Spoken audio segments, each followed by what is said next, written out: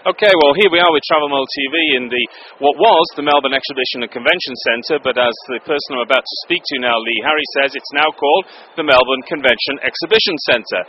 He's Chief Executive of the Melbourne Convention and Exhibition Centre, and I'm going to have a chat with him just about what's new and what's hot in terms of the buildings. And if you're ever in Melbourne, just go down the street and see this massive building that's being erected next door. So, Leigh, good morning to you. How are you? Very well, thank you, John. Why don't you tell me a little bit about what's happening here in what you call the existing building, and then this mammoth building that's being built next door. Yeah, it's been my pleasure to do that, John.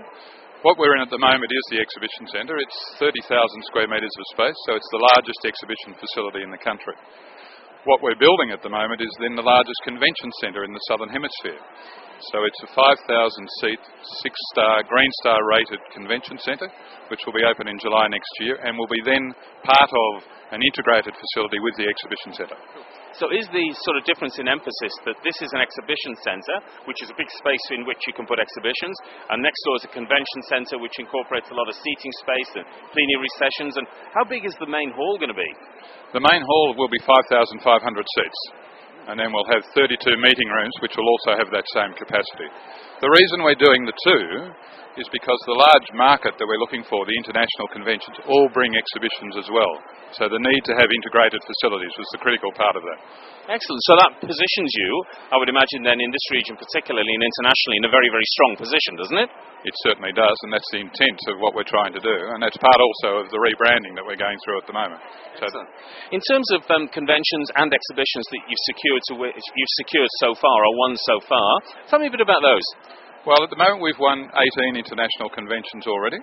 They run from 2010 basically through to 2014. There's also 70 national conferences have already been won for the facility.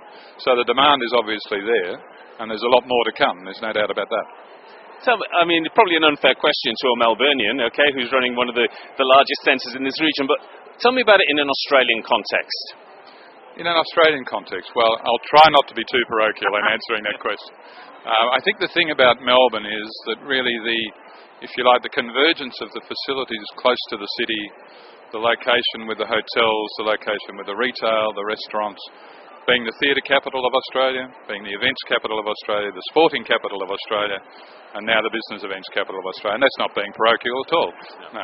Tell me, are there any constraints for you? I mean, because I know that a lot of the international visitors I've spoken to here, and there seem to be many more at AIME than in previous years, had to fly through Sydney. Does flights into Melbourne, is that an issue for you? Oh, it's something we'd always like more of. And slowly but surely that's changing.